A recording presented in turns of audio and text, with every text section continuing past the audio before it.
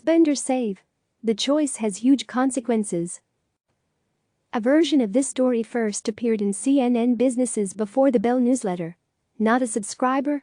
You can sign up right here. London as global lockdowns start to lift, consumers are faced with a difficult choice. Do they go out and spend the money they accrued during months cooped up inside, or stash it away as uncertainty looms? The answer to that question has huge ramifications for the nascent economic recovery now underway. If businesses and households hold back too much, they could trigger a fresh wave of credit problems, Kallum Pickering, senior economist at Berenberg Bank, said in a recent note to clients. There are some early signs that the pickup in consumer spending could be stronger than anticipated. Macy's and Kohl's, KSS, said at an industry conference this week that reopened stores are performing better than expected. Sales at Macy's, stores are down by about 50%, but the company had expected sales to drop by as much as 85%, according to CEO Jeffrey Gennette. We're encouraged with the signs, but I will tell you, it's still a very fluid environment, Kohl CEO Michelle Gass said. There are also indications that conservative savings patterns could persist, however. Goldman Sachs will stop accepting new applications for its Marca savings accounts in the United Kingdom on Wednesday following a surge in deposits.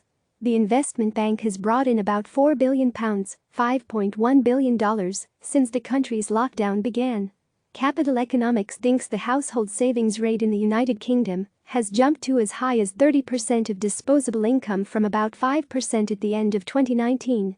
It's expected to decline in the months to come, but should remain elevated.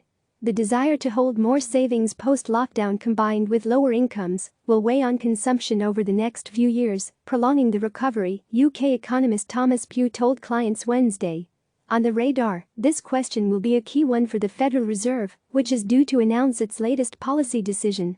The central bank is expected to leave interest rates unchanged, but Chair Jerome Powell will be asked to outline how he intends to support the recovery. Attention will also focus on the Fed's latest economic projections. Recent forecasts for the global economy have been dire, with the Organization for Economic Cooperation and Development predicting the worst peacetime recession in a century. The Paris-based agency said Wednesday it expects the global economy to contract 6% this year, before rebounding in 2021, among the gloomiest outlooks offered by multilateral financial institutions. The World Bank forecast earlier this week that global output would shrink 5.2% in 2020, while the International Monetary Fund estimated a 3% contraction in April. George Floyd protests shake up corporate America. Protests sparked by the death of George Floyd are forcing companies to take a hard look at their own policies. In recent days, employees have put pressure on corporate America to square public displays of support for the Black Lives Matter movement and racial justice with their internal practices, triggering some changes. The latest, Adidas, ADDDF, announced Tuesday that it will fill at least 30% of new U.S. positions with Black or Latinx people. The announcement comes after hundreds of Adidas employees walked out of the company's North American headquarters in Portland, Oregon, asking Adidas to better support Black employees. The events of the past 2 weeks have caused all of us to reflect on what we can do to confront the cultural and systemic forces that sustain racism, CEO Casper Rorsted said Tuesday. This too, Twitter, TWTR, and Square, SQ, are making Juneteenth, a celebration of the end of slavery in the United States, a corporate holiday. A day for celebration, education, and connection, CEO Jack Dorsey tweeted. Meanwhile, CrossFit CEO Greg Glassman resigned Tuesday following inflammatory remarks he made over the weekend about Floyd.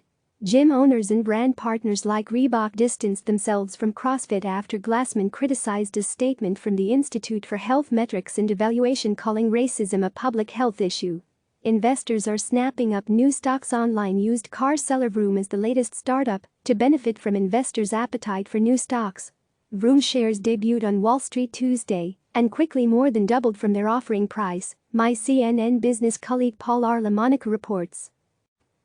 The details: Vroom, which competes with traditional used car sellers such as AutoNation, and CarMax, KMX, as well as internet car dealer Carvana, CVNA, priced its stock sale at $22 a share, above its expected range. The stock wound up soaring 118% to finish the day at $47.90. The surge follows healthy gains for several other initial public offerings in recent weeks, including record label Warner Music Group, business data software company ZoomInfo and biotech company Pliant Therapeutics.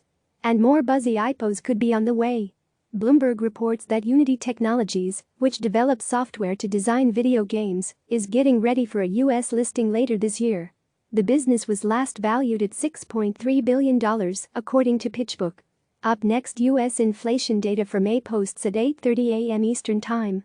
Also today, the latest data on U.S. crude inventories arrives at 10:30 a.m. The Federal Reserve's policy announcement goes live at 2 p.m. Eastern Time and will be followed by a press conference. Coming tomorrow, initial U.S. unemployment claims for last week are expected to continue declining as the labor market shows signs of life. Click subscribe to receive the latest news.